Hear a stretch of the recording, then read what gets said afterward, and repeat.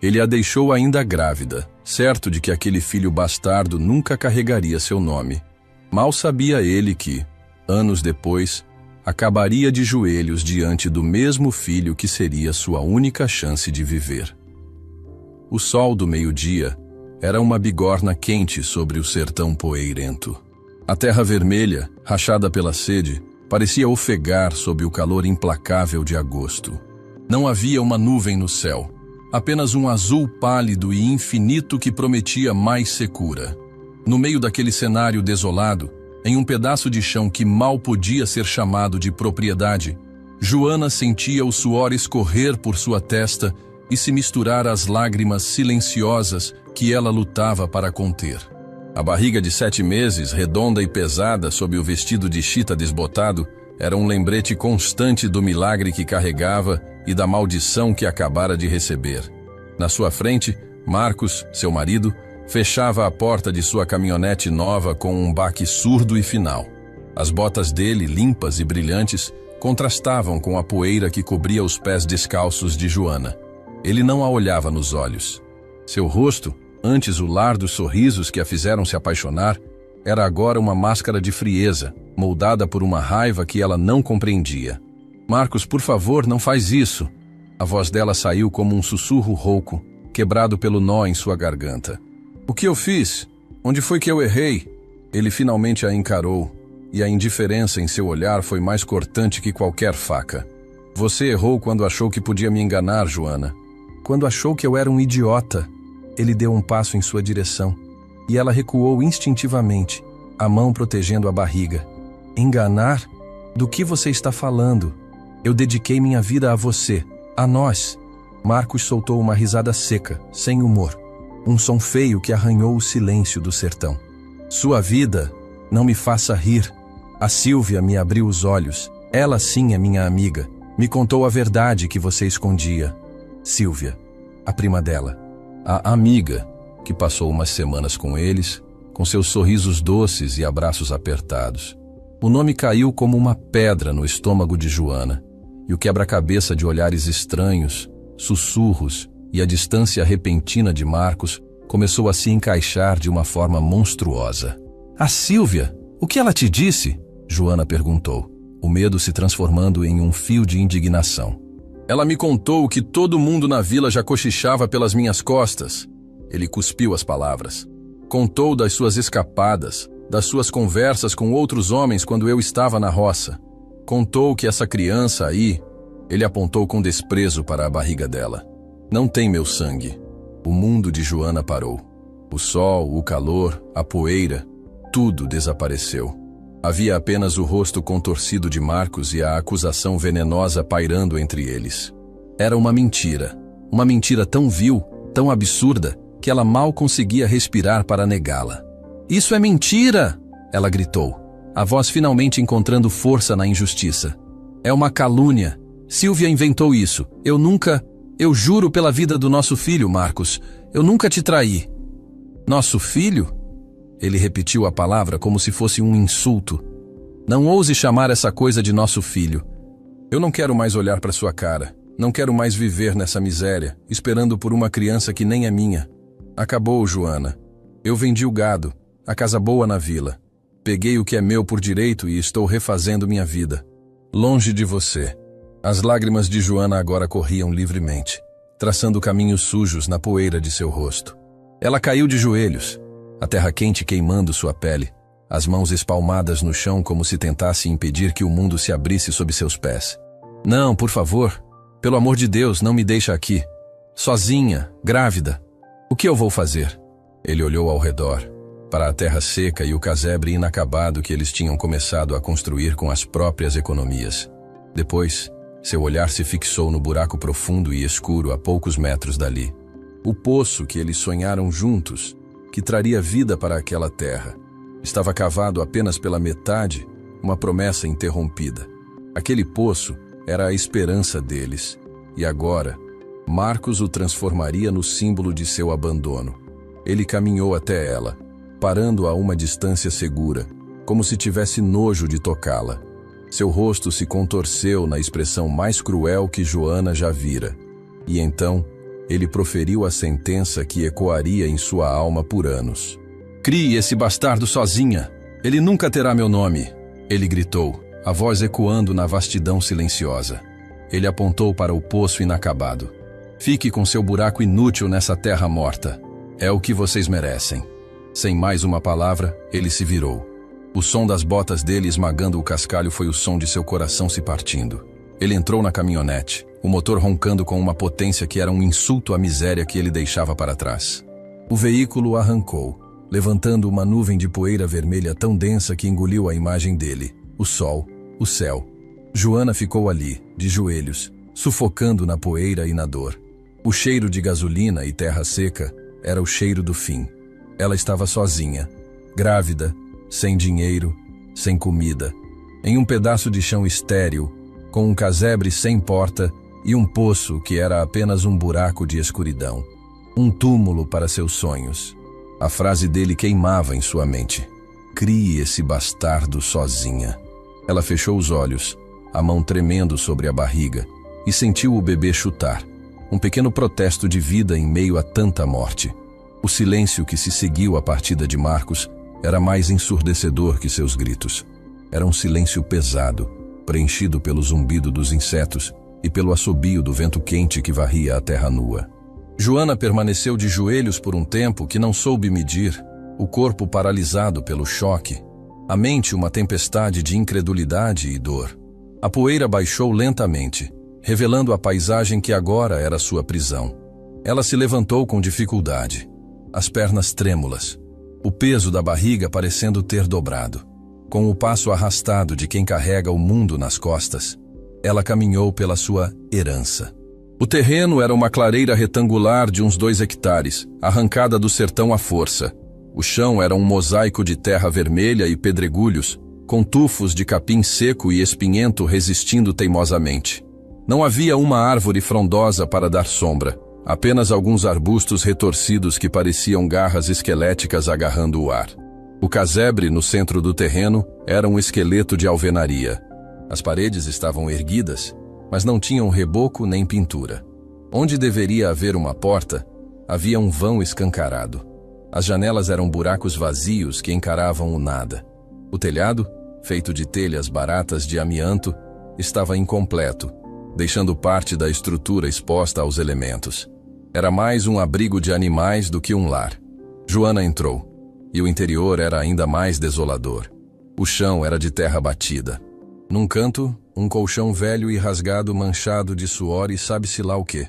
Ao lado, uma caixa de madeira virada servia de mesa, com uma única panela amassada em cima. E era isso. Não havia fogão, não havia água, não havia luz. Era a materialização do desprezo de Marcos. Ele a havia despido de tudo, até da dignidade de um teto decente. Seus olhos, então, foram atraídos para fora, para o buraco escuro que ele havia apontado com tanto ódio. O poço. Ela se aproximou lentamente, com uma mistura de medo e fascínio mórbido. Olhou para dentro. O buraco descia por uns 5 metros. As paredes de terra crua e instáveis. No fundo, apenas mais terra seca. Era o símbolo perfeito de seu casamento. Uma promessa de vida e frescor que havia sido abandonada no meio do caminho, deixando apenas um vazio perigoso e escuro. Eles haviam sonhado com a água daquele poço irrigando uma horta, enchendo os coxos para os animais, matando a sede dos filhos. Agora, ele parecia querer engoli-la. Sentou-se na beira do buraco, as pernas balançando sobre o abismo, e o desespero a atingiu com a força de uma onda. A raiva deu lugar a um medo gelado e paralisante. Como? Como ela sobreviveria? O posto de saúde mais próximo ficava a 1 hora de caminhada, a vila a 2. Ela não tinha um tostão. As últimas economias Marcos levara. O que comeria amanhã? E depois de amanhã? E quando o bebê nascesse? As perguntas vinham em cascata, cada uma mais aterrorizante que a outra. Ela se viu sozinha, dando à luz naquele chão de terra, sem ajuda, sem água. Viu a si mesma e a seu filho morrendo de fome, de sede, seus corpos secando sob o mesmo sol que agora queimava sua pele. As palavras de Marcos voltavam, martelando sua mente. Bastardo. Ele havia envenenado não só o presente dela, mas o futuro de uma criança inocente. Ele havia roubado a honra dela e a identidade de seu filho com uma mentira torpe plantada por Sílvia. A traição era dupla, e isso a feria de uma forma ainda mais profunda. Sílvia, sua prima, a quem acolheu, com quem dividiu segredos e pão. Por quê? Inveja, maldade pura. Não importava. O resultado estava ali, em carne e osso, na sua solidão, na sua miséria. O sol começou a descer no horizonte, pintando o céu com cores de fogo e sangue. A beleza do crepúsculo no sertão era uma zombaria cruel. Com o cair da noite, veio o frio. Um frio que não vinha apenas do ar, mas de dentro de sua alma. Ela se arrastou de volta para o casebre, encolhendo-se no colchão fétido. Abraçou a própria barriga, como se pudesse proteger seu filho do mundo, do pai, do destino. As lágrimas que ela segurou durante o dia vieram com fúria. Eram soluços baixos, abafados pelo colchão, para que nem o vento pudesse ouvir sua fraqueza. Chorou pela perda do marido, pelo fim do amor que ela acreditava ser real. Chorou pela traição da prima, pela injustiça da acusação. Chorou pelo futuro incerto de seu filho, que já nasceria marcado pelo desprezo. Chorou de fome, de sede, de medo. Chorou até não ter mais lágrimas, até seus olhos arderem e sua garganta ficar seca. Na escuridão total do casebre, quebrada apenas pela luz pálida das estrelas que espiavam pelos vãos do telhado, Joana atingiu o fundo do poço. A tentação de simplesmente desistir, de se deitar e esperar o fim, foi avassaladora. Para que lutar? Por quem? O mundo a havia abandonado. Marcos a havia sentenciado. Talvez ele estivesse certo. Talvez ela fosse um nada, um fracasso. A escuridão lá fora era um espelho da escuridão que a consumia por dentro. E naquela noite, no ponto mais baixo de sua existência, ela sentiu que a morte seria um alívio bem-vindo. A madrugada no sertão é um universo de sons sutis. O pio distante de uma coruja, o zumbido insistente de um pernilongo, o estalar de um galho seco. Joana despertou de um sono agitado e superficial, sentindo o frio do chão de terra atravessar o colchão fino e gelar seus ossos. Por um instante, a confusão do despertar a protegeu da realidade. Mas então, a memória do dia anterior a atingiu como um soco. A caminhonete, as palavras, a poeira, o poço. Tudo voltou. O desespero da noite anterior ainda estava ali, agachado em um canto de sua alma, mas algo mais começou a borbulhar sob a superfície. Era uma sensação nova, quente e incômoda. Era raiva. Uma raiva pura e cristalina. Raiva de Marcos, por sua crueldade e covardia. Raiva de Sílvia, por sua mentira venenosa. Raiva de si mesma, por ter se deixado chegar àquele ponto de completa impotência. Ela se sentou, a mão pousando automaticamente sobre a barriga. E então, o bebê chutou. Um chute forte, decidido. Não era um protesto, parecia uma afirmação. Estou aqui, estou vivo, lute. Naquele momento, algo estalou dentro de Joana. A imagem do rosto de Marcos rindo dela se sobrepôs à sensação da pequena vida se movendo dentro dela. Ele o chamou de bastardo. Ele os deixou para morrer. Ela olhou para as próprias mãos, calejadas do trabalho na roça que ela sempre fizera ao lado dele. Olhou para o casebre inacabado, para o terreno estéril. Não, ela não ia dar a ele o prazer de estar certo. Ela não ia se tornar a fracassada que ele decretou. Não, ela sussurrou para a penumbra, a voz ainda rouca de choro, mas agora com um timbre de aço. Você não vai vencer, Marcos. Eu não vou deixar meu filho morrer aqui. Eu não vou morrer aqui. Levantou-se, o corpo todo doendo, mas a mente afiada.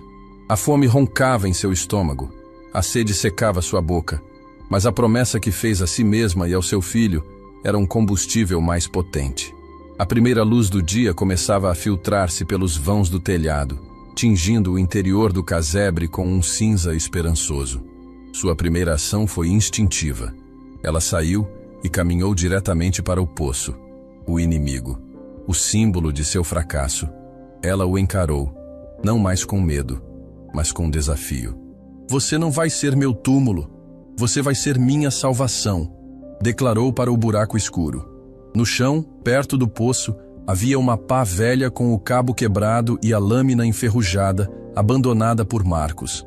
Era quase inútil, mas era algo. Joana a pegou e, com um esforço que fez seus músculos protestarem, desceu pela borda instável para dentro do buraco. O ar ali era frio e cheirava a terra úmida. Ela começou a cavar. Ou melhor, a tentar cavar. A pá mal arranhava a terra compactada. Cada golpe levantava uma poeira fina que a fazia tossir. Era um trabalho fútil, patético, mas era uma ação. Era ela dizendo ao destino, a Marcos, ao mundo, que não estava mais de joelhos. Ela não sabe quanto tempo ficou ali, suando, ofegante, as mãos se enchendo de bolhas, quando ouviu uma voz grossa vinda de cima.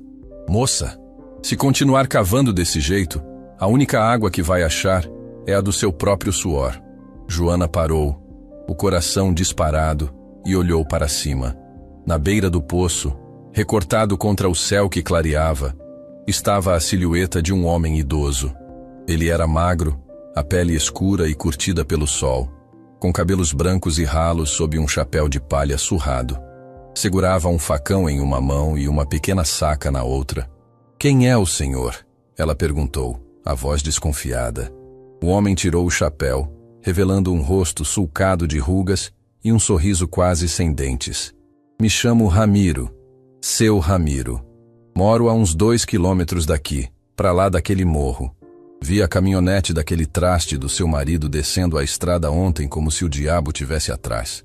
Imaginei que tinha dado chabu." Joana sentiu o rosto queimar de vergonha, mas não havia mais o que esconder. "Ele me deixou. Com tudo isso." Ela gesticulou para o buraco, o casebre. Seu Ramiro estalou a língua. "Homem fraco faz isso. Culpa a terra pela própria incompetência de plantar." Ele se agachou na beira do poço e estendeu uma mão ossuda e forte. "Vem, sai daí de dentro." Não se cava poço com raiva, se cava com jeito. Ela hesitou por um momento, mas a gentileza em seus olhos a convenceu. Aceitou a mão dele e, com sua ajuda, conseguiu escalar para fora do buraco. Estava coberta de poeira, exausta, mas de pé. Seu Ramiro abriu a saca e tirou 2 mangas maduras e uma pequena cabaça com água. "Toma, saco vazio não para em pé." Joana aceitou a oferta, as mãos tremendo. A primeira mordida na manga foi a coisa mais doce e viva que ela provara em dias. A água fresca desceu por sua garganta como uma bênção. Comeu e bebeu em silêncio, sob o olhar paciente do velho. Quando terminou, ele olhou para o poço. "Esse buraco aí tem futuro. Conheço essa terra. O veio d'água passa fundo, mas passa forte por aqui. Mas você não vai chegar lá com essa pazinha." Ele cuspiu no chão. "Olha, não sou homem de me meter na vida dos outros, mas também não sou de ver mulher grávida morrendo de sede. Tenho ferramenta boa lá no meu rancho. E sei o ponto certo de cavar." Joana o encarou, os olhos cheios de uma gratidão que não cabia em palavras. "Mas, por quê? Eu não tenho como pagar o senhor." Seu Ramiro colocou o chapéu de volta e deu um sorriso torto. "A gente se paga com ajuda. Minha cerca do curral tá caindo aos pedaços e minhas costas não são mais as mesmas para carregar mourão. Se você me ajudar a ajeitar a cerca, eu te ajudo a achar sua água."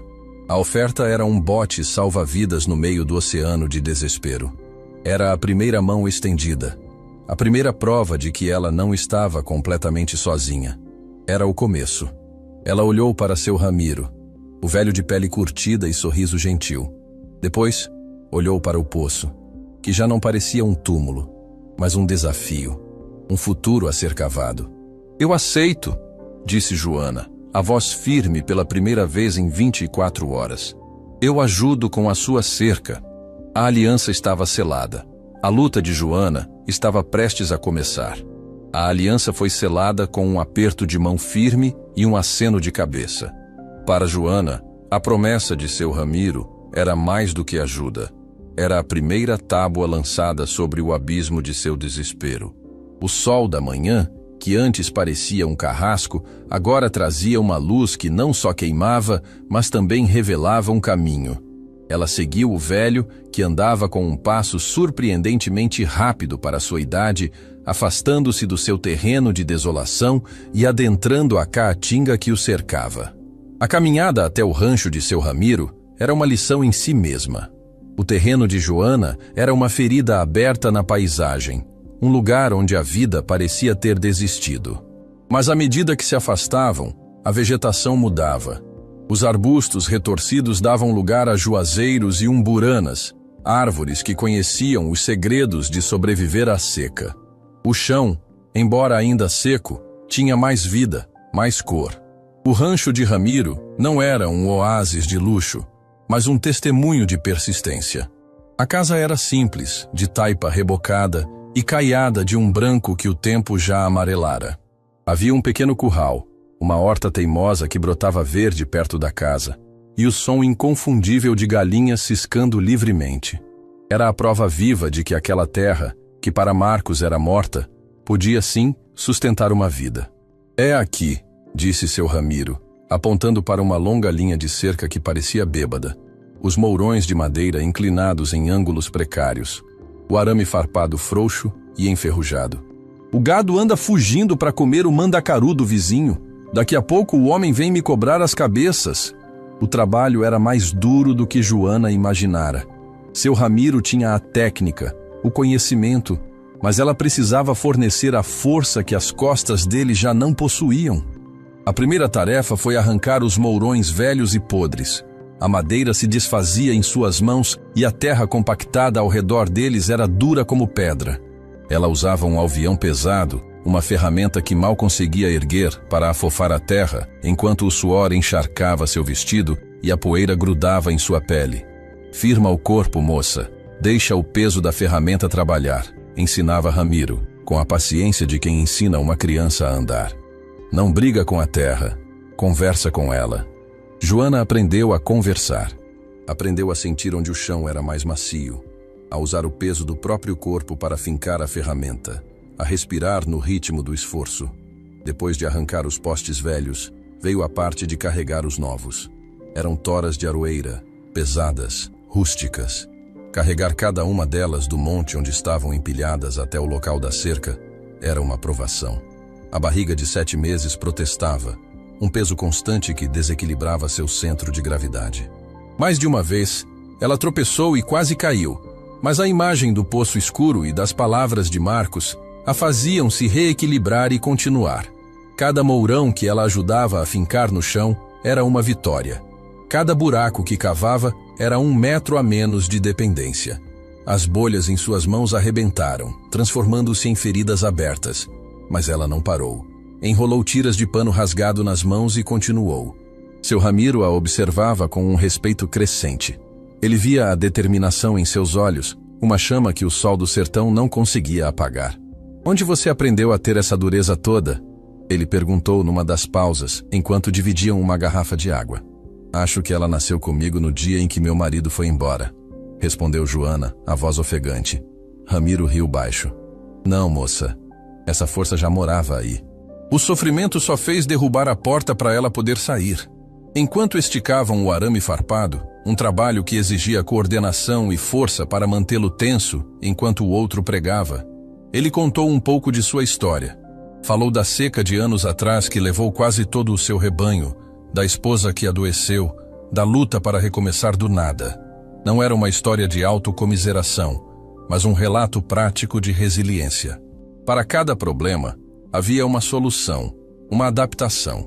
A gente do sertão é que nem o xique-xique, ele disse, apontando para um cacto. Quanto mais o sol castiga, mais a gente se agarra na terra e aprende a guardar a água por dentro. Ao final do segundo dia de trabalho, um longo trecho da cerca estava refeito, reto e firme. O sol começava a se pôr quando uma mulher baixa, de cabelos grisalhos presos num coque e um sorriso gentil, aproximou-se trazendo uma bacia coberta por um pano de prato. Era Dona Elza, a esposa de Ramiro. Vocês não vão passar a vida só com água e teimosia, disse ela, a voz doce. Venha, Joana. Preparei uma comida para nós. O convite era tão simples e tão profundo que Joana sentiu os olhos marejarem. Ela seguiu o casal até a varanda da casa, onde uma mesa de madeira estava posta. O cheiro que vinha da bacia era o cheiro de lar. Dona Elza destampou a panela e revelou uma galinhada dourada, o arroz úmido misturado com pedaços de frango caipira e o perfume de açafrão e cheiro verde. Havia também uma travessa de feijão verde e farofa. Era a primeira refeição de verdade que Joana via em dias. A primeira comida feita com cuidado, oferecida com afeto. Sentou-se à mesa e comeu devagar, saboreando cada garfada como se fosse um milagre. O arroz, o feijão, o frango desmanchando na boca. Era mais que alimento para o corpo, era um bálsamo para a alma ferida. Ela comeu em silêncio, ouvindo a conversa mansa de Ramiro e Elsa, sentindo-se pela primeira vez em muito tempo parte de algo. Parte de uma humanidade que Marcos havia tentado arrancar dela. Naquela noite, ela não voltou para seu casebre. Dona Elsa insistiu que ela dormisse numa rede na varanda. Deitada ali, olhando as estrelas e sentindo a brisa fresca da noite, Joana não pensou em Marcos. Pensou na cerca firme, no cheiro da galinhada e na força que descobria em seus próprios braços. Ela não estava mais caindo. Estava construindo. No dia seguinte, revigorada por uma noite de sono e um café da manhã com cuscuz e leite de cabra, Joana voltou com seu Ramiro para seu terreno. A missão agora era outra, mais profunda e mais vital. A luta pela água. Ramiro chegou com um carrinho de mão carregado de ferramentas que pareciam ter a idade dele, mas eram eficazes e bem cuidadas. Picaretas afiadas, pás largas, uma corda grossa de sisal e um balde de metal. Agora começa a conversa de verdade com a terra, disse ele, parando diante do poço inacabado. Vamos ver se ela está de bom humor. O trabalho era diferente do da cerca. Exigia menos força bruta e mais técnica, mais persistência. Seu Ramiro desceu primeiro no buraco, mostrando a Joana como usar a picareta para quebrar a terra compactada sem desmoronar as paredes. Você bate e puxa que nem namorado teimoso. Com jeito ela cede. Joana aprendeu rápido. O ritmo era hipnótico e exaustivo. Um cavava e enchia o balde com a terra solta. O outro, em cima, puxava o balde com a corda, esvaziava-o e o descia novamente. Eles se revezavam, o suor pingando de seus rostos e se misturando à poeira vermelha. A cada balde de terra que Joana erguia, sentia como se estivesse retirando um pedaço do seu sofrimento, da humilhação, da solidão. O poço era uma ferida aberta, e ela estava limpando-a, centímetro por centímetro. Enquanto cavava, sua mente trabalhava. As palavras de Marcos já não a paralisavam de dor. Em vez disso, transformaram-se no ritmo surdo da picareta batendo na terra. Crie esse bastardo. Sozinha. Pá, pá, pá, pá. A raiva virou energia. O desespero virou foco. Ela pensava no filho que crescia dentro dela. Não estava cavando um buraco. Estava cavando um futuro. Estava cavando para lhe dar água, para lhe dar vida, para lhe mostrar que sua mãe não era uma fracassada, mas uma lutadora. No quarto dia de escavação, quando já haviam aprofundado o poço em mais 3 metros, eles encontraram um obstáculo. A ponta da picareta de Ramiro bateu em algo com um som seco e metálico. Opa, disse ele, limpando o suor. Chegamos na teimosia da terra. Era uma grande laje de pedra, uma formação rochosa que se estendia por quase todo o diâmetro do poço. Tentaram contorná-la, cavando pelas bordas, mas ela era larga demais. Tentaram quebrá-la com golpes mais fortes, mas a pedra mal se arranhava. E agora, seu Ramiro? Perguntou Joana, o coração afundando. A esperança, tão arduamente construída, parecia prestes a se espatifar contra aquela rocha. O velho subiu para fora do poço, sentou-se na beirada e acendeu um cigarro de palha, pensativo. O silêncio se estendeu. Joana sentiu um calafrio, o medo voltando a lhe lamber os calcanhares. Seria aquele o fim? Derrotada por uma pedra? Terra é que nem gente, Joana, disse Ramiro depois de uma longa baforada. Tem o lado duro, mas sempre tem o lado macio. A gente só precisa achar a veia certa. Ele se levantou. Amanhã a gente não cava. Amanhã a gente escuta. No dia seguinte, para a surpresa de Joana, Ramiro não trouxe as ferramentas de escavação. Trouxe apenas 2 forquilhas de madeira e um arame fino. Ele caminhou lentamente pelo terreno, com uma das forquilhas em cada mão, o arame esticado entre elas. Ele parecia um médico examinando um paciente invisível. "O que o senhor está fazendo?" Ela perguntou curiosa. procurando o caminho da água. Meu avô me ensinou. A gente chama de radioestesia. A água corre lá embaixo em veios, que nem sangue no corpo. A forquilha sente o campo de energia dela e se mexe. Joana achou aquilo estranho. Uma mistura de ciência e feitiçaria. Mas quem era ela para duvidar? Observou em silêncio enquanto Ramiro andava de um lado para o outro, os olhos semicerrados, concentrado. De repente, a uns 10 metros do poço original, a ponta da forquilha tremeu e se inclinou violentamente para baixo, quase tocando o chão. Ramiro sorriu. Opa, achamos o pulso dela. É aqui, moça. O veio principal passa aqui. Aquele outro buraco a gente cavou na beiradinha da artéria, por isso bateu no osso da pedra. Aqui, o caminho é mais fundo, mas é mais limpo. Eles abandonaram o poço antigo e começaram um novo. A desconfiança inicial de Joana deu lugar a um otimismo renovado. A terra no novo local era diferente, mais escura e menos compacta. O trabalho rendeu. Em 2 dias, atingiram a profundidade do poço anterior. No terceiro, a picareta de Joana, que estava no fundo do buraco, fez um som diferente. Não um pá seco, mas um pof úmido, abafado. Ela se abaixou, o coração disparado. A terra sob seus dedos não estava seca. Estava fria, pastosa, úmida. O cheiro que subiu não era de poeira, mas de barro molhado, o perfume da vida. Seu Ramiro, ela gritou, a voz embargada pela emoção. A terra, ela tá molhada. Ramiro, que estava em cima, se debruçou para olhar, um sorriso largo rasgando seu rosto enrugado. Cava devagar agora, Joana. Cava com carinho. Ela largou a picareta e começou a cavar com as próprias mãos, removendo a terra úmida com cuidado. E então, ela viu. Uma pequena poça de água barrenta começou a brotar do chão, borbulhando timidamente, como se estivesse acordando de um sono de séculos. A água subia, lenta mas constante, refletindo a luz fraca que vinha de cima. Joana chorou. Mas desta vez, eram lágrimas de alegria, de alívio, de uma vitória tão profunda que lavava toda a dor e humilhação. Ela tocou a água com os dedos, sentindo sua frieza. Levou a mão molhada ao rosto, misturando a água do poço com as suas lágrimas. Não era mais água barrenta, era água benta, a água da sua libertação. Ela havia cavado fundo em sua própria alma e encontrado a força para trazer vida à terra morta que lhe fora legada como uma maldição. O poço, agora cheio até a metade com uma água que se tornava mais clara a cada hora, transformou o casebre de Joana. Não era mais um lugar de abandono, mas o centro de um novo começo. Nos dias que se seguiram, com a ajuda de seu Ramiro, ela aprendeu a encamisar o poço, revestindo as paredes com pedras e madeira para evitar desmoronamentos, garantindo a pureza da água.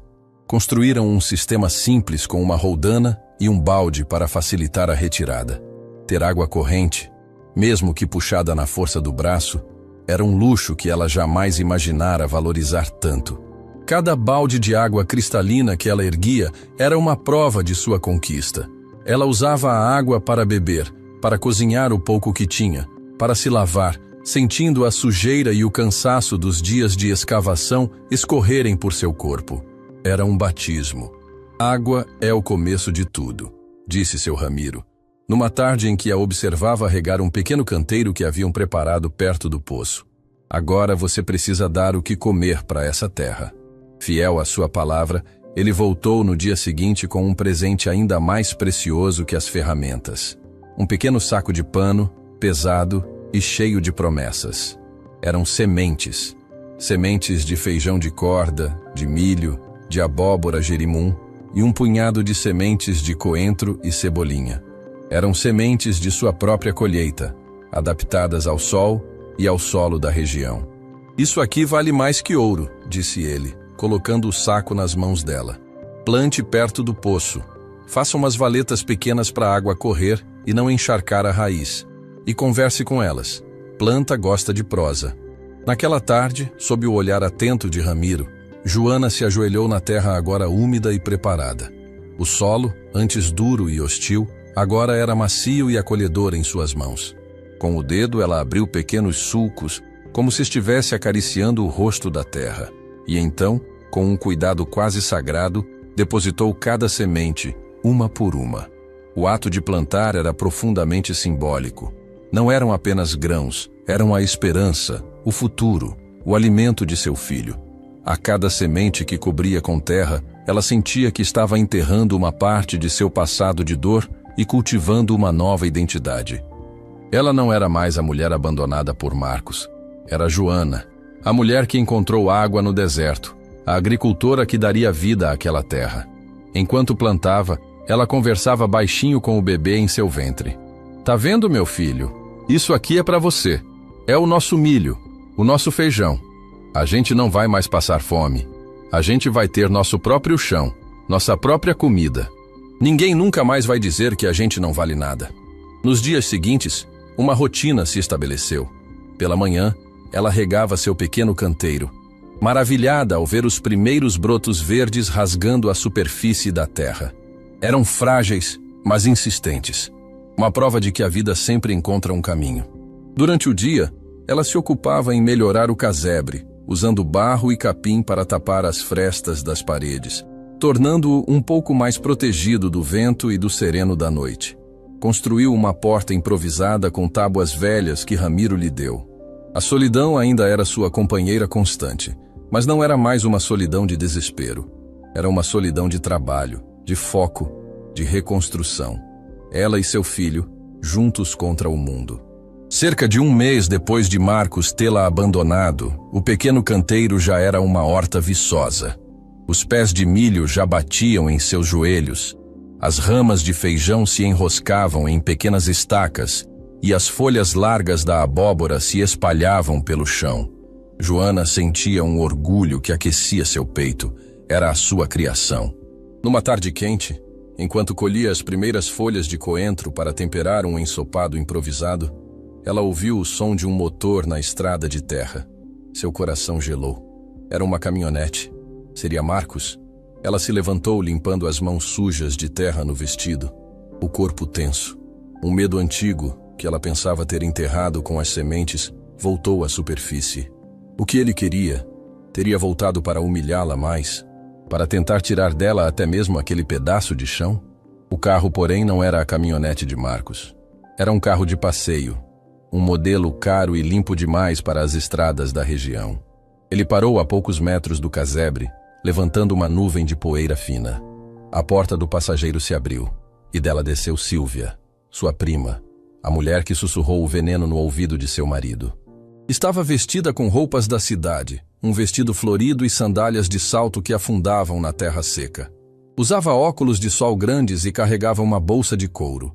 Ela olhou ao redor, para o casebre remendado, para a horta iniciante, para Joana suja de terra, e um sorriso de desdém, quase imperceptível, curvou seus lábios.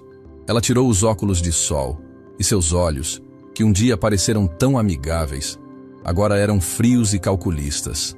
"Joana, priminha, que surpresa te encontrar", disse Sílvia, a voz falsamente doce, mas carregada de uma satisfação cruel.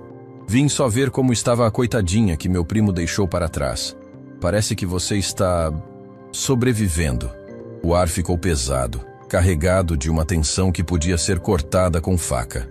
A paz que Joana havia conquistado com tanto suor estava sendo invadida. A serpente havia chegado ao seu pequeno paraíso. O ar ficou rarefeito. O som dos insetos, o calor do sol, tudo pareceu recuar, deixando Joana e Sílvia no centro de um palco silencioso e poeirento.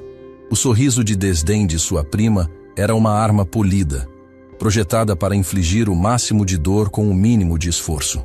Joana sentiu o sangue subir ao rosto, uma mistura de raiva e daquela antiga vergonha que Marcos havia plantado nela.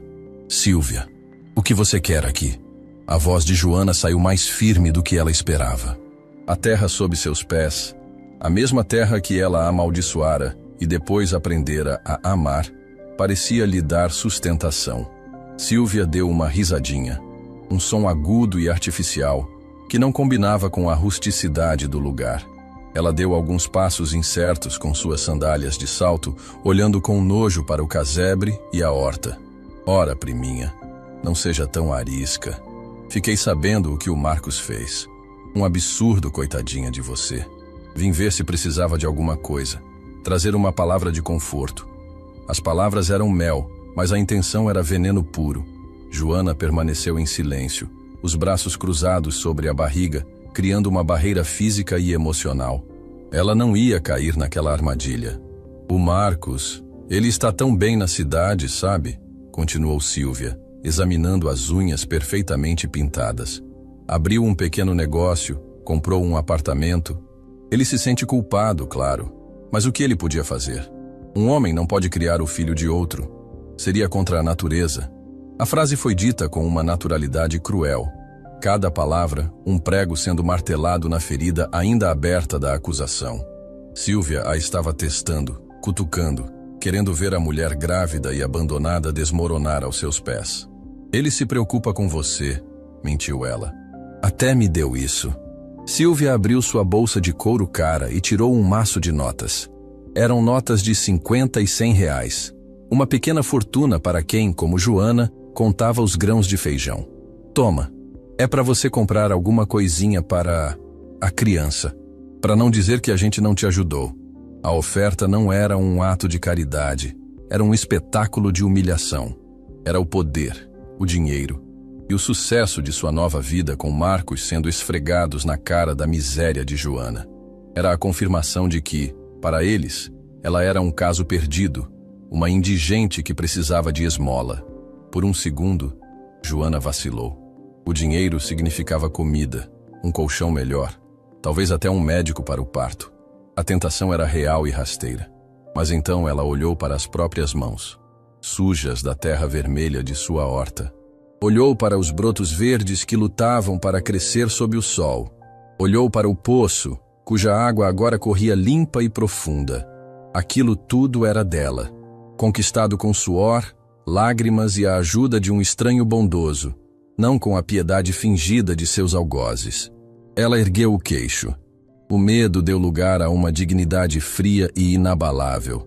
Guarde o seu dinheiro, Sílvia, disse Joana, a voz clara e cortante, sem nenhum vestígio de súplica. Não preciso da sua esmola. Sílvia piscou, surpresa com a recusa. O roteiro em sua cabeça não previa aquilo. Como assim não precisa? Olha para você, Joana. Olha esse lugar. Você vai morrer de fome aqui? Joana deu um passo à frente. E desta vez foi Sílvia quem recuou. Joana se abaixou, pegou um punhado de terra úmida de seu canteiro e a deixou escorrer lentamente por entre os dedos. Está vendo esta terra? Vocês dois a chamaram de morta. Mas ela está me dando mais do que o seu homem jamais me deu. Ela me dá sustento. Ela me dá respeito. Ela limpou a mão no vestido e colocou-a sobre a barriga. E este filho, que você chama de a criança, e ele chama de bastardo, é a minha força, não a minha vergonha. É por ele que eu encontrei água onde só havia pó. É por ele que eu fiz brotar vida, onde vocês só deixaram abandono. O discurso não foi planejado. As palavras jorraram de um lugar profundo, uma fonte de força que ela mesma não sabia que possuía. Ela encarou a prima nos olhos. Então, pegue seu dinheiro sujo, sua pena falsa, e leve de volta para o homem que acredita nas suas mentiras. Digam a ele que Joana não morreu. Ela só começou a viver. Agora, por favor, saia da minha propriedade. A palavra propriedade soou poderosa e definitiva. Sílvia ficou boquiaberta. A mulher à sua frente não era a mesma prima dócil e chorosa que ela conhecia. Havia uma rainha ali, em meio à poeira e ao suor. Uma soberana de seu pequeno reino de terra e esperança. Sem encontrar uma resposta à altura, Sílvia apenas juntou os cacos de sua arrogância, guardou o dinheiro na bolsa e marchou de volta para o carro. Você vai se arrepender dessa sua arrogância, Joana, gritou ela de dentro do veículo, antes de acelerar e desaparecer numa nuvem de poeira, assim como Marcos havia feito. Joana não se moveu até o som do motor desaparecer por completo. Então, ela soltou o ar que nem sabia que estava prendendo. As pernas tremeram, e ela teve que se apoiar na cerca improvisada de sua horta. A confrontação a havia esgotado, mas também a havia purificado. Ela enfrentara a serpente e não fora picada. Aquela vitória silenciosa valia mais do que qualquer dinheiro. Ela se sentia finalmente livre da sombra deles. As semanas que se seguiram à visita de Sílvia foram de um foco quase monástico. A horta, regada diariamente com a água limpa do poço e adubada com o esterco que seu Ramiro lhe trazia, explodiu em vida. Os pés de milho cresceram altos e fortes, prometendo espigas douradas. As abóboras se espalharam pelo chão, seus frutos crescendo redondos e pesados. O feijão de corda se enroscava nas estacas, carregado de vagens. Joana sentia a própria vida florescer em sincronia com a de suas plantas. A barriga estava imensa e a data do parto se aproximava. O medo da hora H era real, mas a alegria de ver sua primeira colheita tomando forma era um contraponto poderoso. Numa manhã ensolarada, ela colheu as primeiras abóboras e as primeiras vagens de feijão. Era uma colheita modesta, mas para ela era um banquete. A sensação de segurar o alimento que ela mesma plantou, em sua própria terra, com sua própria água, era inebriante. Carregou a cesta cheia até a casa de seu Ramiro e Dona Elza. É a primeira parte do pagamento pela ajuda com o poço, disse ela, oferecendo os melhores frutos de seu trabalho. Dona Elza chorou de emoção ao ver a cesta. Menina, você pagou sua dívida no primeiro dia que pegou numa ferramenta. Isso aqui é um presente. As duas mulheres se abraçaram, uma amizade forjada no trabalho e na solidariedade. A gravidez chegou ao seu termo. Numa noite de lua cheia, quando o sertão estava banhado por uma luz prateada, Joana sentiu a primeira contração forte. Não foi um susto. Seu corpo parecia saber que a hora havia chegado. Ela estava preparada. Tinha deixado uma lamparina acesa e um balde de água limpa perto do colchão. A dor veio em ondas, como as marés do oceano que ela nunca vira. Intensa, avassaladora. No começo, ela tentou controlar, respirando fundo, como Dona Elza havia lhe ensinado. Mas logo a dor se tornou seu universo. E ela se entregou a ela, sabendo que era o caminho para conhecer seu filho. Estava sozinha em seu casebre, mas não se sentia desamparada. A força que usara para cavar o poço e arar a terra, ela agora a usava para trazer seu filho ao mundo. Quando as dores se tornaram insuportáveis, ela soube que não conseguiria sozinha. Arrastou-se até a porta e deu 3 badaladas fortes numa panela, o sinal que havia combinado com seu Ramiro para uma emergência. O som metálico cortou a noite. Não demorou muito para que a luz de um lampião se aproximasse na escuridão. Era Dona Elza, correndo com sua maleta de parteira, seguida por Ramiro, que ficou do lado de fora, montando guarda como um sentinela. Calma, filha. Estou aqui. Vamos trazer esse menino, disse Elza, a voz calma e segura, assumindo o controle da situação. As horas seguintes foram um borrão de dor, suor, gritos e incentivos. Elza era uma mestra em seu ofício, guiando Joana com mãos firmes e palavras de encorajamento. Força, minha filha. Já vejo a cabecinha, mais uma vez. E então, com um último grito que pareceu rasgar o céu, Joana sentiu o alívio. E logo em seguida, o som mais belo do mundo. O choro forte e saudável de um recém-nascido. É um menino, Joana, um menino grande e forte, anunciou Elza, enrolando o bebê num pano limpo e colocando-o nos braços da mãe. Joana olhou para aquele pequeno ser, o rostinho vermelho, os olhos cerrados, as mãozinhas se agitando. Todo o sofrimento, toda a humilhação, todo o abandono desapareceram. Havia apenas aquele momento, aquele amor avassalador que preenchia cada fibra de seu ser. Ele era real, ele era perfeito, ele era seu. Davi, ela sussurrou beijando a testa do filho. Seu nome é Davi, porque você nasceu para enfrentar gigantes. O nascimento de Davi marcou o início de uma nova fase. A vida de Joana agora girava em torno daquele pequeno ser. As noites mal dormidas, a amamentação, o cuidado constante. Era exaustivo, mas era uma exaustão feliz. A horta, agora mais do que nunca, era sua fonte de vida. O leite materno era farto e forte, alimentado pelo milho, feijão e abóbora de seu quintal. Sua horta era tão produtiva que logo o problema se inverteu. Ela colhia mais do que ela e o pequeno Davi conseguiam consumir. As abóboras se empilhavam num canto do casebre. As espigas de milho secavam ao sol e as vagens de feijão enchiam sacos de estopa. Foi Dona Elsa quem deu a ideia. Joana, essa sua abóbora é a mais doce que já comi na vida. E esse seu milho é macio que nem algodão. O povo na vila paga bem por coisa boa. Por que você não vai vender na feira de sábado? A ideia assustou Joana. Ir para a vila, se expor, encarar as pessoas que talvez soubessem de sua história. Mas a necessidade era uma grande motivadora. O dinheiro seria bem-vindo para comprar coisas para Davi, para talvez consertar de vez o telhado do casebre. Com a ajuda de seu Ramiro, que lhe emprestou sua velha carroça puxada por um burro chamado Fumaça, Joana se preparou para seu primeiro dia como comerciante.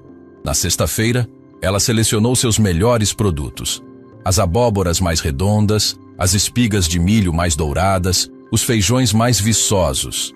Lavou tudo na água do poço e os vegetais brilhavam, vibrantes de vida.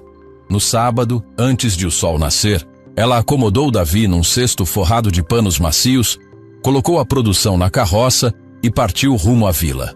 O balanço da carroça fez Davi dormir, e Joana guiava Fumaça com o coração aos pulos, uma mistura de medo e excitação. A feira da vila era um caos colorido e barulhento. Barracas de frutas, de queijos, de tecidos, vendedores gritando, crianças correndo, o cheiro de pastel frito no ar. Joana encontrou um espaço vazio debaixo de um pé de tamarindo, estendeu um pano limpo no chão e arrumou seus produtos com cuidado. Olha a abóbora doce. Milho verde na palha, ela anunciou, a voz tímida no início. As pessoas passavam, olhavam com curiosidade. Uma senhora parou e apalpou uma abóbora. É boa mesmo, moça? É a melhor da região, minha senhora.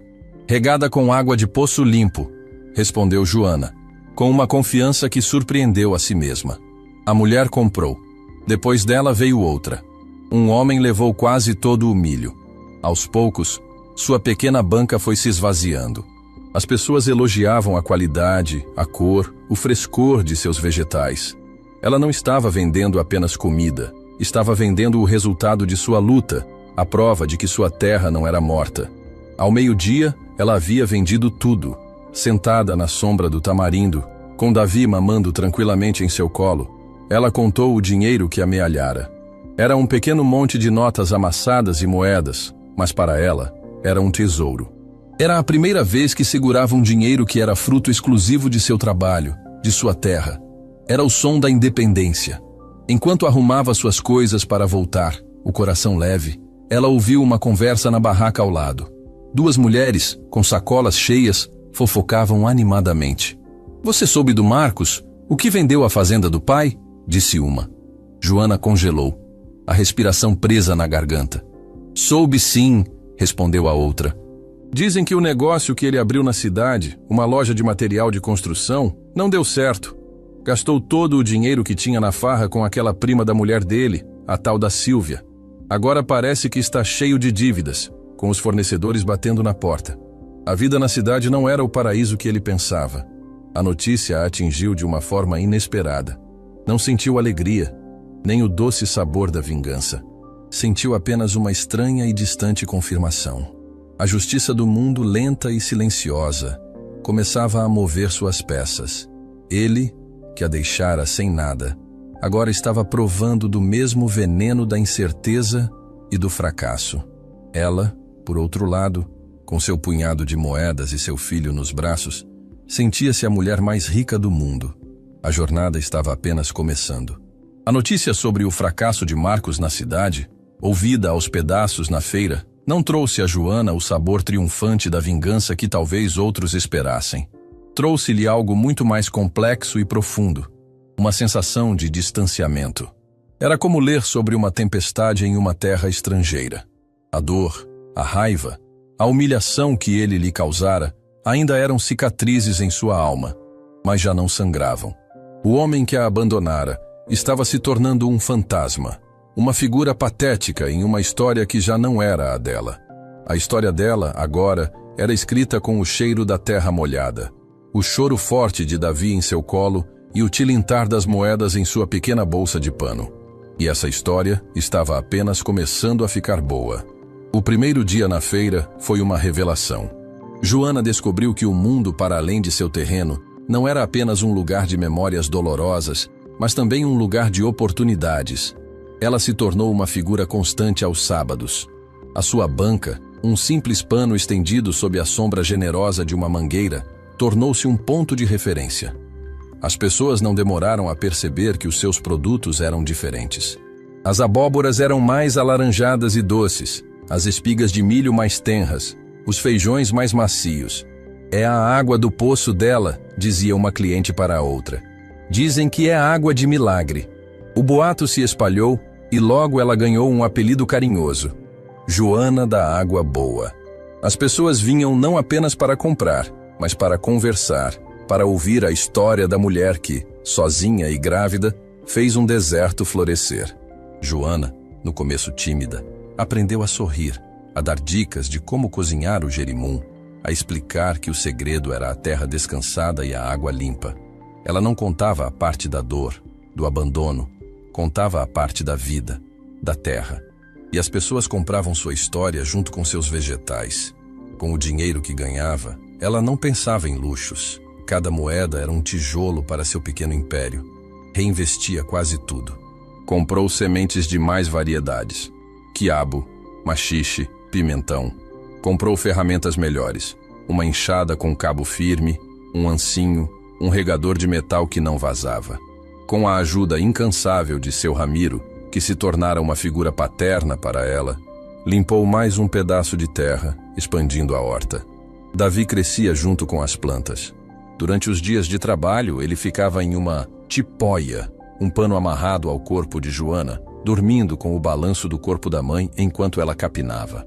Outras vezes, ficava sobre uma manta de chita à sombra, brincando com uma espiga de milho seca, os olhos negros e vivos seguindo cada movimento dela.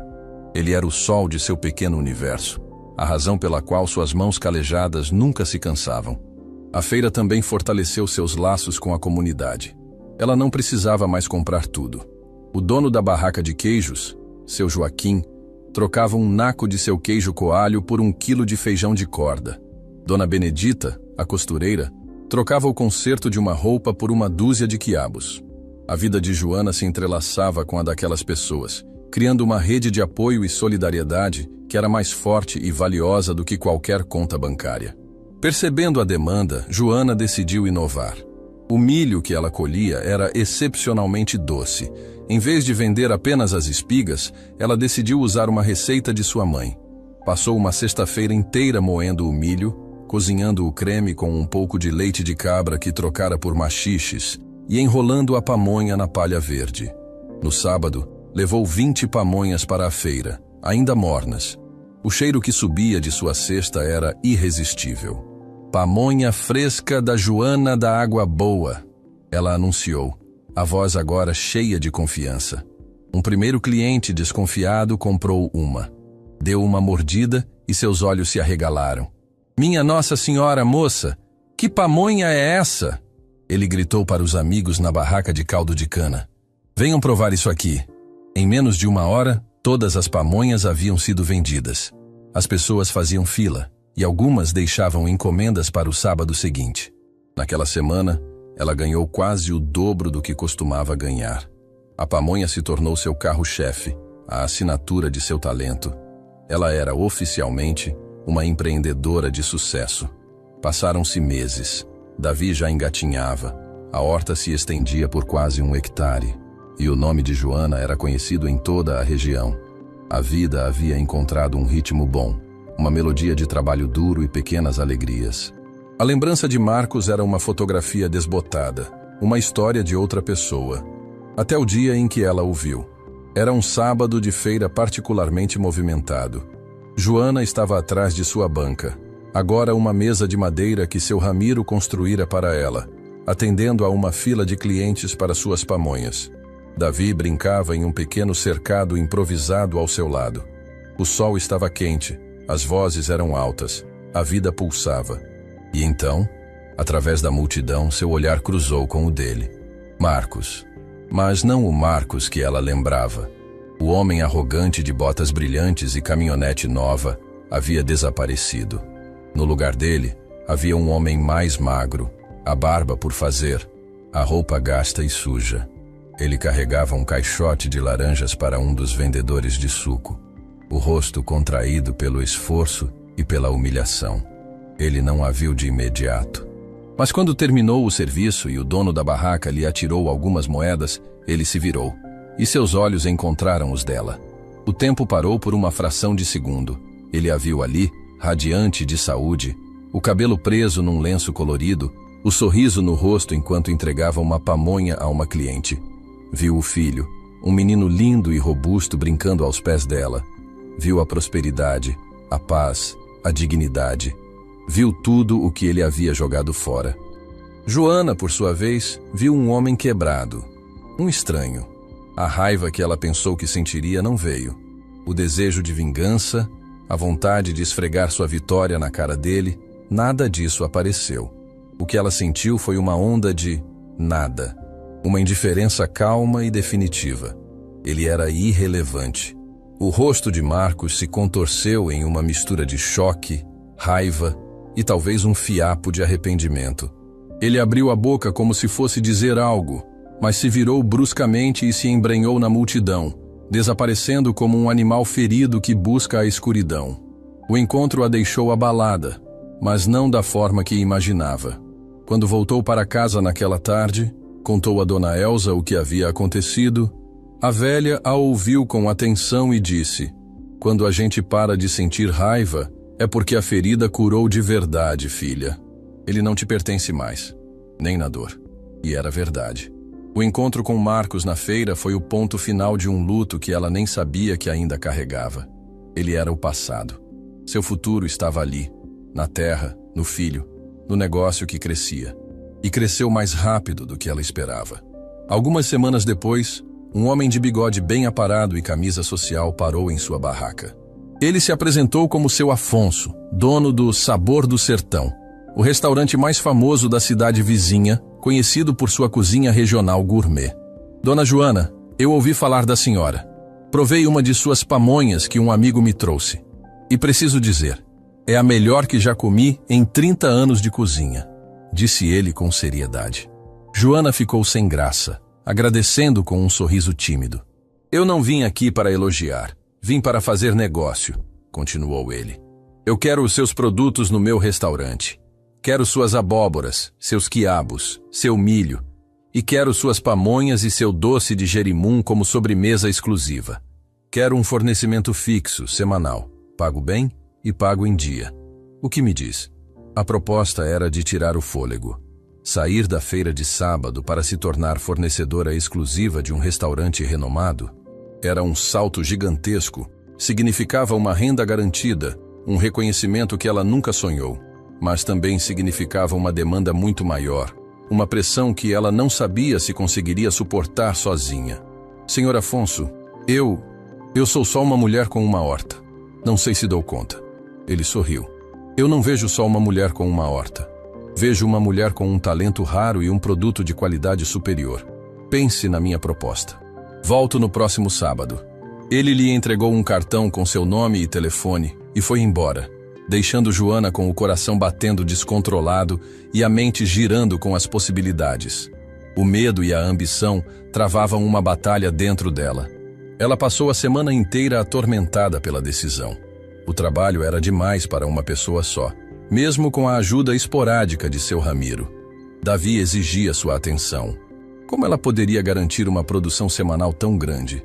Dividiu sua angústia com Ramiro numa tarde, enquanto ele a ajudava a reforçar o cercado da horta. Ele a ouviu em silêncio, como sempre, e depois disse: "Joana, quando a árvore cresce muito, ela precisa de mais galhos para se sustentar. Você não é mais só uma agricultora. Você está virando uma patroa." "Patroa? Eu?" Ela riu incrédula. "Sim, e patroa precisa de gente para ajudar. Tem o Zezinho, filho do compadre Manel. Um rapaz novo, forte, mas sem serviço. Precisa de uma oportunidade. Por que não o contrata para ser seu ajudante?" Contratar alguém. A ideia era assustadora. Significava responsabilidade, Um salário para pagar. Mas Ramiro tinha razão. Para crescer, ela precisava dividir o peso. Tomou sua decisão. Com o dinheiro que havia economizado nos últimos meses, ela procurou Zezinho. O rapaz, de 18 anos, aceitou o trabalho na hora, os olhos brilhando com a oportunidade. Com a promessa do contrato de seu Afonso, Joana tomou outro passo ousado. Foi até a pequena loja de suprimentos agrícolas na vila, cujo dono era amigo de Ramiro. Explicou seu plano. Mostrou a qualidade de seus produtos. Falou do interesse do restaurante. O dono, seu Geraldo, coçou a cabeça, mas viu a determinação nos olhos dela. Ele concordou em lhe fornecer mangueiras para irrigação, um novo carrinho de mão e sementes de melhor qualidade, tudo fiado, para ela pagar quando o dinheiro do restaurante entrasse. Com um funcionário, ferramentas novas e um sistema de irrigação simples, mas eficaz, uma bomba manual que puxava a água do poço para as mangueiras, a horta de Joana começou a se transformar em uma pequena fazenda produtiva. O trabalho era incessante, mas agora era compartilhado. Zezinho era rápido e forte, e Joana o ensinava com a mesma paciência que Ramiro tivera com ela. Quando seu Afonso voltou no sábado seguinte, encontrou uma Joana diferente, uma mulher de negócios. Eu aceito sua proposta, seu Afonso, mas com as minhas condições, disse ela, surpreendendo a si mesma com sua própria audácia. Eles negociaram preços, quantidades, dias de entrega. Ela se portou com uma calma e uma firmeza que impressionaram o dono do restaurante. O contrato foi fechado com um aperto de mão. A vida de Joana estava em um novo patamar. Ela era agora uma produtora rural, uma empregadora, uma mulher que transformara o abandono em abundância. A casa ainda era simples, mas agora tinha um fogão a lenha decente, comprado com o lucro das pamonhas. Davi tinha roupas novas e uma cama de verdade. Tudo parecia se encaixar. O futuro, antes um abismo escuro, agora era um campo fértil, pronto para ser plantado. Mas o passado, como uma erva daninha teimosa, ainda tinha uma última raiz para mostrar. Numa manhã, enquanto organizava as caixas de vegetais para a primeira entrega ao restaurante, o carteiro da vila, que passava por ali uma vez por semana, lhe entregou um envelope. Não era uma carta de um cliente ou de um fornecedor. O envelope era pardo, oficial. O remetente era do fórum da cidade vizinha. Com as mãos tremendo, ela o abriu. Dentro, uma notificação judicial. Marcos, seu ex-marido, em um ato de puro desespero ao saber de seu sucesso nascente, havia entrado com uma ação na justiça. Ele pedia a reintegração de posse da propriedade, alegando que ela era uma invasora e que ele, como único dono legal, pretendia desenvolver o terreno. A carta, fria e impessoal, informava que uma audiência de conciliação estava marcada para o mês seguinte. O papel tremeu em suas mãos. O chão, que parecia tão firme, tão seu, de repente ameaçava se abrir novamente. A luta não havia acabado. A guerra pela sua terra, pela sua vida, estava prestes a começar de verdade, e desta vez seria travada não com paz e enxadas, mas nos corredores frios e implacáveis da lei.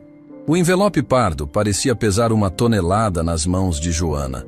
A notificação judicial era um pedaço de papel frio, mas para ela era o fantasma de Marcos retornando, não mais com insultos e poeira, mas com a força covarde da lei dos homens, uma lei que não conhecia o suor, as lágrimas e o sangue que ela havia derramado naquela terra.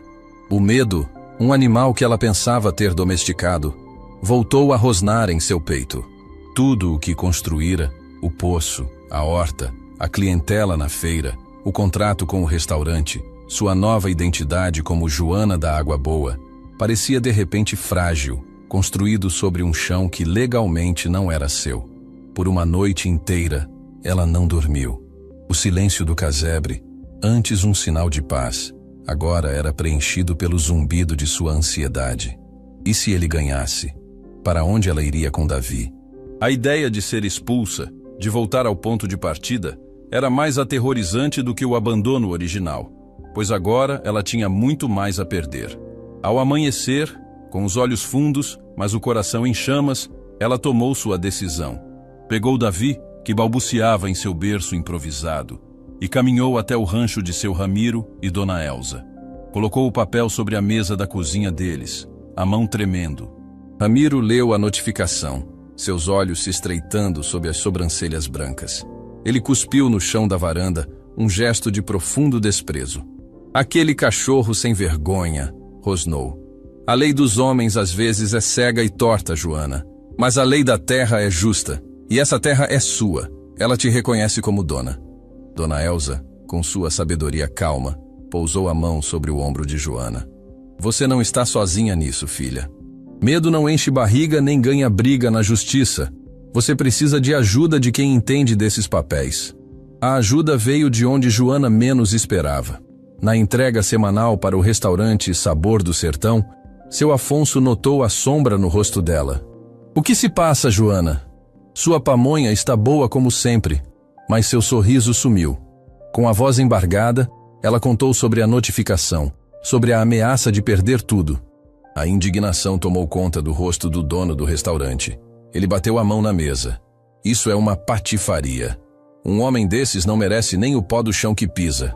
Escute, Joana, não vou deixar uma injustiça dessas acontecer com a minha melhor fornecedora. Ele pegou o telefone. Minha sobrinha, Sofia, acabou de se formar em direito. É nova, mas tem fogo nos olhos e sede de justiça. Ela vai pegar o seu caso. E não se preocupe com dinheiro. Considere isso um investimento na qualidade do meu cardápio. O encontro com a doutora Sofia na cidade foi um divisor de águas. A jovem advogada, com seu jeito idealista e enérgico, ouviu a história completa de Joana, desde o abandono humilhante até a última espiga de milho colhida. Seus olhos se enchiam de fúria a cada detalhe. Dona Joana, o que ele fez foi abandono de incapaz e violência psicológica, disse Sofia, a voz vibrando de convicção. Ele pode ter o nome no papel, mas o direito não é só o que está escrito, é o que é justo. Vamos lutar com base no uso capião por abandono de lar. A senhora transformou uma propriedade improdutiva em uma fonte de sustento, deu uma função social à terra. A lei protege isso. Pela primeira vez, Joana sentiu que a balança da justiça poderia pesar a seu favor. Começaram a construir o caso. Sofia pediu provas. Joana não tinha contratos de papel passado, mas tinha algo mais forte. Tinha as fotos que tirara com um celular emprestado, mostrando o antes e o depois da horta. Tinha os recibos amassados de suas primeiras vendas na feira. Tinha as notas de encomenda de seu Afonso. E, acima de tudo, tinha testemunhas. A notícia da batalha legal de Joana se espalhou pela comunidade como fogo em capim seco. A solidariedade que ela havia cultivado junto com suas abóboras agora lhe era devolvida em abundância. Seu Ramiro e Dona Elza foram os primeiros a se oferecerem. Seu Geraldo, da loja de suprimentos que lhe vendeu fiado. Seu Joaquim, o queijeiro da feira. Dona Benedita, a costureira. Até Zezinho, seu jovem funcionário, estava pronto para contar como o trabalho com Joana havia mudado sua vida. A comunidade inteira era seu exército. O dia da primeira audiência chegou. Joana vestiu seu melhor vestido, um simples, porém limpo, que ganhara de Dona Elza. Deixou Davi com a vizinha e foi para o fórum com a doutora Sofia. O lugar era frio, impessoal, com corredores que ecoavam os passos nervosos de dezenas de pessoas. Ela viu Marcos do outro lado do corredor.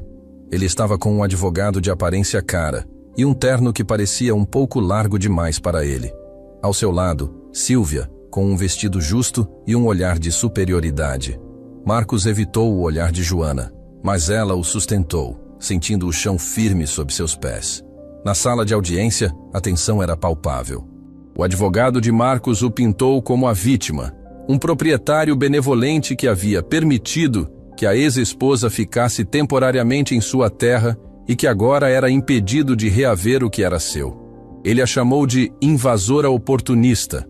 Quando chegou a vez da doutora Sofia, ela se levantou, calma e metódica. Apresentou as fotos, os recibos, a história do abandono. E então, ela apresentou a lista de testemunhas. Meritíssimo, não estamos falando de uma invasora. Estamos falando de uma mulher que foi sentenciada à morte pela fome e pela sede e que, com as próprias mãos, transformou a maldição em milagre. Toda uma comunidade pode atestar isso. O juiz, um homem de meia idade com um olhar cansado de quem já viu de tudo, folheou os documentos. Ele olhou para Marcos, depois para Joana. A arrogância dele contra a dignidade silenciosa dela. Considerando as evidências de que a requerida tornou a terra produtiva e estabeleceu sua moradia e sustento no local, e dada a gravidade das alegações de abandono, determino uma audiência final para ouvir as testemunhas, anunciou o juiz. Até lá, concedo uma liminar de manutenção de posse para a senhora Joana. O senhor Marcos está proibido de se aproximar da propriedade ou de tentar vendê-la até a decisão final. Foi uma vitória. Pequena, temporária, mas uma vitória. O martelo do juiz ecoou na sala como um trovão. Do lado de fora, Marcos, vermelho de fúria, finalmente a confrontou. Você acha que ganhou? Você não vai ficar com a minha terra? Eu vou te tirar de lá nem que seja a última coisa que eu faça. Você vai ver. Joana o encarou sem medo. A terra não é sua, Marcos. Ela nunca foi. Você só tinha o papel. Quem tem a terra de verdade sou eu. Ela se virou e foi embora, deixando-o para trás com seu ódio impotente. As semanas que antecederam a audiência final foram de trabalho intenso. Joana usou a energia nervosa para expandir ainda mais a produção. O contrato com o seu Afonso era a sua segurança financeira, a prova de seu valor. Ela sabia que precisava chegar ao tribunal não como uma coitada, mas como uma empresária. Enquanto isso, os ventos do destino sopravam fortes na vida de Marcos. Os boatos na feira se tornaram fatos. Seu negócio na cidade faliu de forma espetacular. Ele havia gasto o dinheiro da venda da primeira fazenda em luxos, em presentes para Sílvia, em investimentos ruins. Os credores o cercaram. Sílvia, vendo que a fonte havia secado, o abandonou, levando o que restava. Sozinho, endividado e sem rumo, o corpo de Marcos começou a cobrar a conta. O estilo de vida desregrado, a bebida, o estresse. Ele começou a se sentir fraco, constantemente cansado. Uma visita ao posto de saúde virou uma internação de emergência no hospital da cidade. O diagnóstico foi um golpe fatal. Insuficiência renal crônica em estágio terminal. Seus rins haviam parado. Para sobreviver, ele precisava de um transplante. A notícia caiu como uma bomba na pequena comunidade. A vida, com sua ironia cruel, estava lhe cobrando o preço mais alto. A busca por um doador começou. Seus parentes distantes foram testados. Nenhum era compatível. A fila de transplantes do sistema público era longa e seu estado era crítico demais para esperar. Foi então que o protocolo médico, em sua busca cega e imparcial, chegou a uma conclusão inevitável. Como último recurso, era preciso testar os parentes de primeiro grau. Oficialmente, ele tinha um filho cujo nome não estava em sua certidão, mas cujo sangue corria em suas veias. Numa tarde ensolarada, um carro do hospital parou em frente ao casebre de Joana, que agora ostentava uma pequena varanda e janelas de vidro. Uma assistente social e uma enfermeira desceram, trazendo a notícia mais inacreditável que Joana poderia conceber.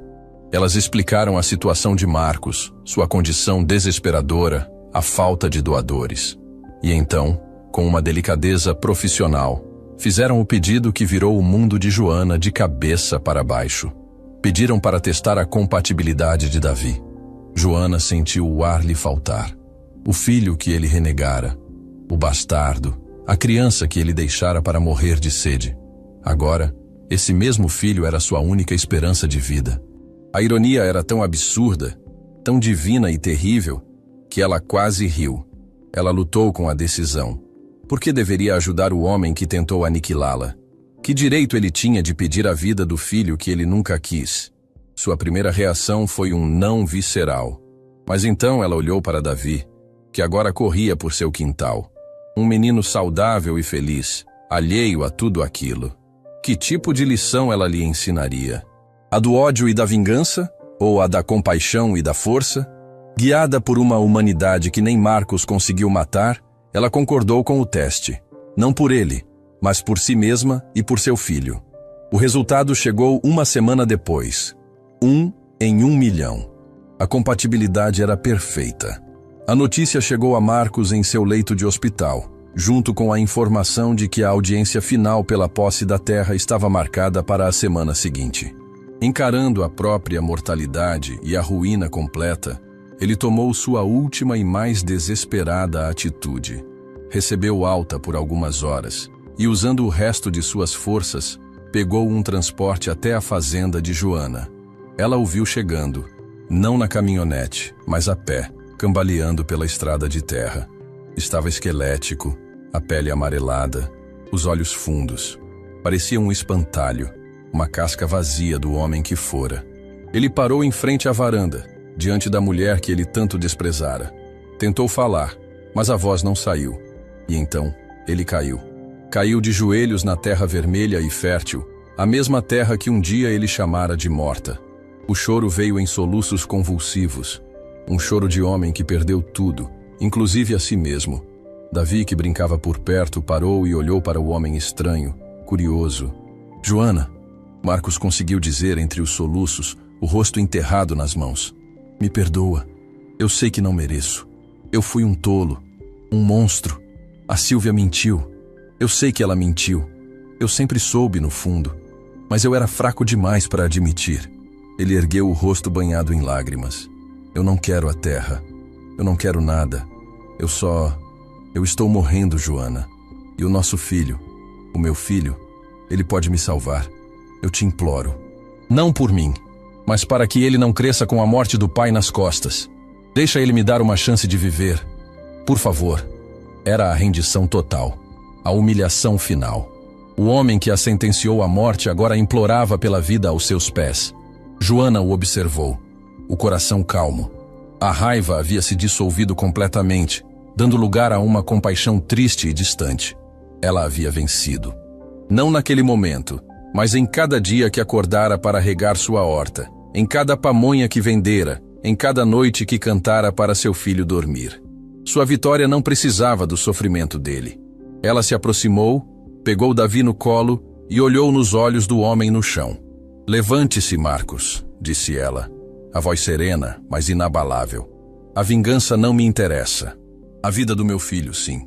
Ela fez uma pausa, deixando o peso de suas próximas palavras assentar. Davi não será usado como uma peça em nosso passado. Ele é uma criança. Mas a vida de um homem, mesmo a sua, tem valor. Você retirará a ação da justiça.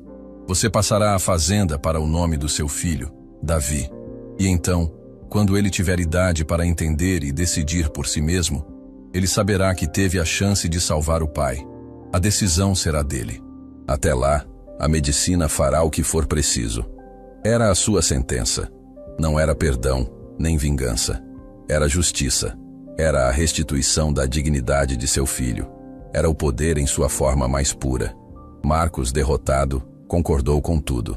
A batalha legal acabou antes de começar. A terra, agora, pertencia de fato e de direito à linhagem de Davi. Meses depois, o transplante foi um sucesso. Marcos sobreviveu, um homem mudado pela proximidade da morte. Ele se mudou para longe, um estranho com uma dívida impagável. Joana nunca mais o viu. Sua fazenda, a Horta da Água Boa, prosperou. Ela se tornou uma das maiores produtoras de orgânicos da região. Construiu uma casa nova e confortável no lugar do casebre e deu a Zezinho a chance de se tornar seu sócio. Numa tarde, anos mais tarde, sentada em sua varanda, observando um Davi já rapaz explicando os métodos de irrigação para um grupo de estudantes, ela sorriu. A terra, antes um símbolo de abandono, era agora um império de vida. E o filho, antes rejeitado como um bastardo, era agora o herdeiro de um legado de força, resiliência e da mais profunda forma de justiça. Ela havia vencido, não contra Marcos, mas a favor da vida.